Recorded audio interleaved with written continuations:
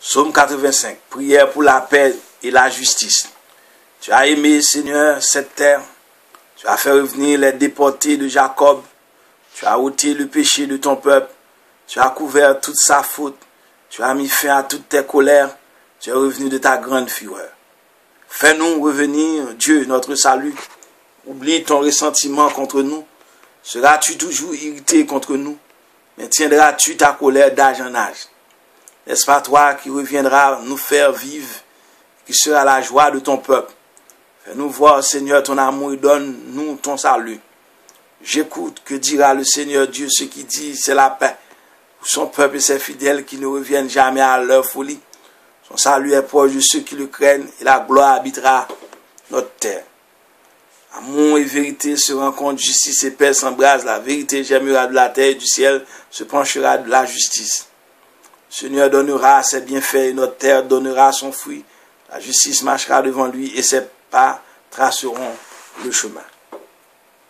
Le psaume 85, supplication collective particulièrement chère à la traduction chrétienne, constitue l'un des plus beaux poèmes du sautier. Il n'en pose pas moins un problème d'incohérence apparente qu'il nous faut résoudre de prime abord.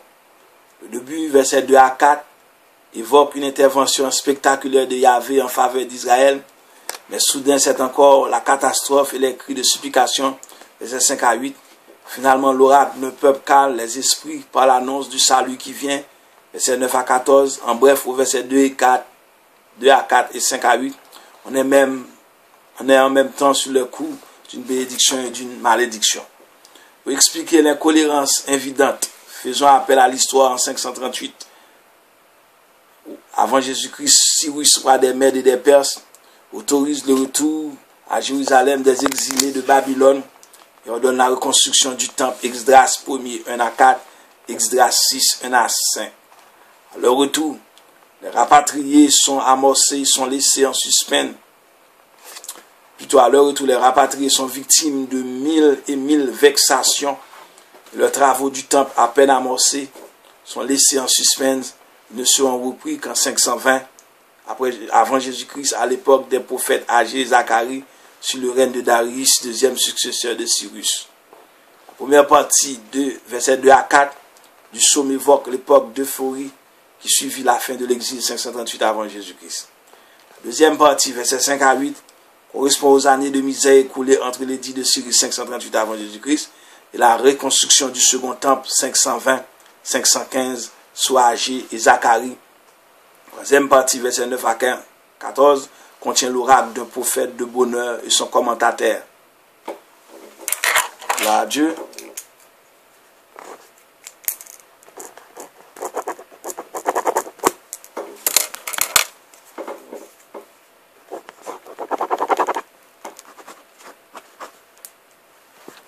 Nous disons la première partie de verset 2 à 4 du psaume évoque l'époque d'euphorie qui suivit la fin de l'exil 538.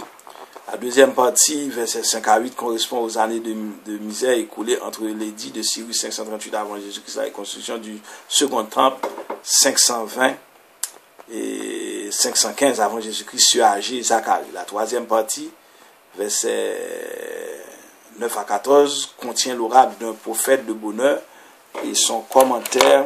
Nous retrouvons le contenu de ces paragraphes en termes de structure dans l'encadrement suivant.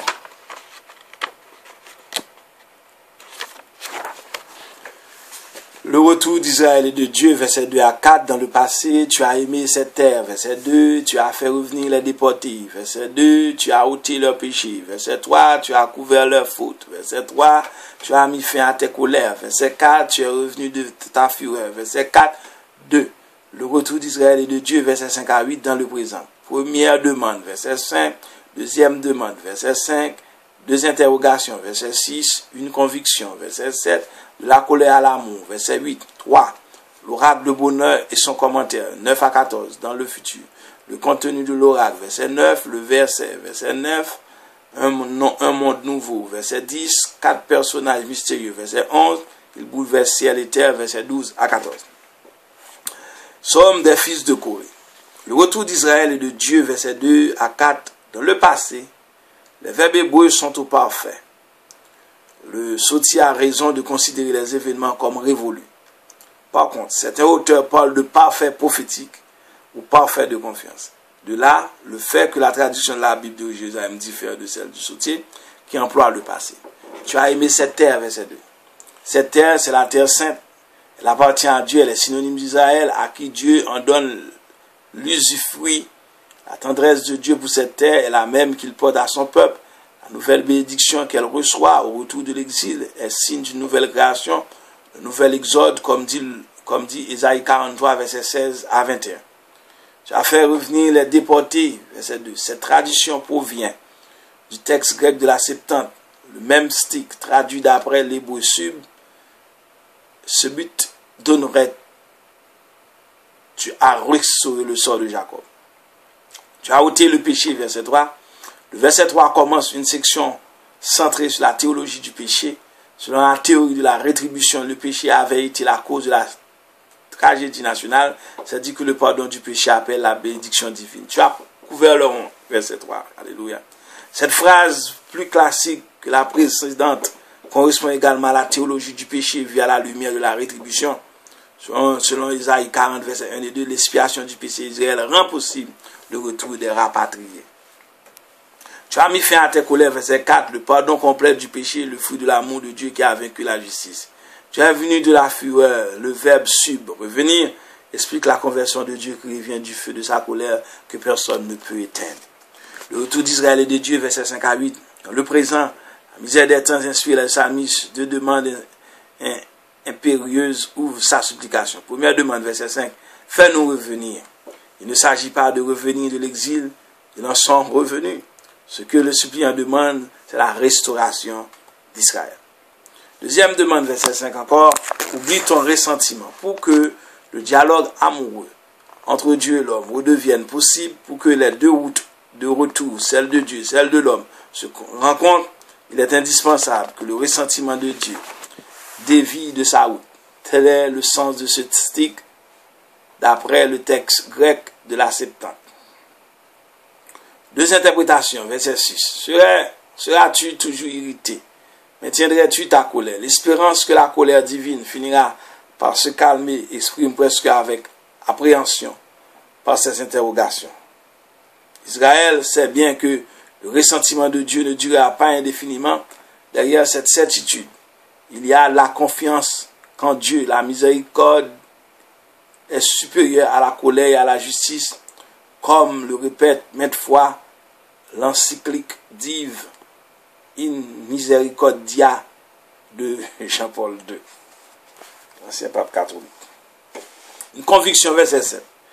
Dieu reviendra à faire vivre son peuple, il sera de nouveau sa joie. Le psalmiste a en la ferme conviction Israël a la mission de chanter les louanges de Dieu. Dès lors, il faut bien qu'il survive. La colère à l'amour, verset 8. Le verset 8 fait la transition entre ce qui précède et ce qui suit.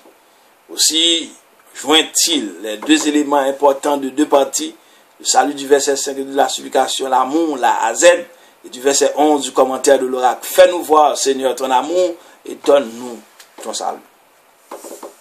L'oracle de bonheur et son commentaire, verset 9 à 14. Dans le futur, il est introduit par une rubrique qui ressemble à celle que l'on a au psaume 81, verset 6. C'est un prophète ou un prêtre qui le transmettent au peuple en attente. Le contenu de l'oracle, verset 9, c'est la paix. La paix qui est plénitude de vie est destinée au peuple, aux azadim, les fidèles. Verset 9, encore, la traduction qu'on donne le sottier, qu'ils ne reviennent jamais à leur folie, est faite d'après le texte hébreu, celle de la Bible de Jérusalem également. Les traductions basées sur le texte grec de la Septante en diffèrent. Un monde nouveau, verset 10. L'annonce de la paix s'adresse aux fidèles, les Azidim, qui constituent le vrai peuple de Dieu, le reste d'Israël, considéré non pas quantitativement, mais qualitativement et théologiquement. Le motif de ce changement est développé au verset 10 qui ouvre l'oracle sur un monde nouveau, une nouvelle Jérusalem. Remarquons que la déclaration prophétique est à la troisième personne, son salut. Elle parle d'un Dieu désiré d'entrer en communion avec les humains. Remarquons aussi que les fidèles appelés maintenant les craignants Dieu expérimentent la proximité divine, une proximité salvifique qui inonde de joie à la terre. Et pour cause, car la Shekinah plutôt, la gloire, verset 10 de Dieu, l'irradiation de sa présence sur terre, qui quitta le temple en 587 avant Jésus-Christ, Ézéchiel 11, verset 22 et 23. Revient résider à Jérusalem, Ézéchiel 43, verset 2 à 5. Cette présence de la gloire de Dieu au milieu des hommes inaugure un monde nouveau. 4 personnages mystérieux, verset 11. D'où viennent-ils? Nul ne le sait. Quand sont-ils apparus? Nul ne le sait. Vifs comme l'éclair, on les voit apparaître partout à la fois. Ils s'entrecroisent, vont et viennent dans un bruissement d'ailes d'anges, amour et vérité. Et se rencontrent, justice et paix, s'embrassent. Ces 4 personnages célestes sont les attributs divins qui inaugurent l'ère nouvelle. Ils bouleversent ciel et terre, verset 12 à 14. Vérité germera de la terre, justice se penchera au bord du soleil, du ciel plutôt, à la vue du Seigneur qui reprendra ses bienfaits. Elle se laissera choir devant lui pour lui tracer le chemin. Nous assistons à la réalisation des figures annoncées par le psaume 85. Les forces de salut à l'œuvre dans le monde sont les attributs divins descendus sur terre avec Jésus-Christ. Que Dieu vous bénisse, à très bientôt pour le psaume 86. Amen.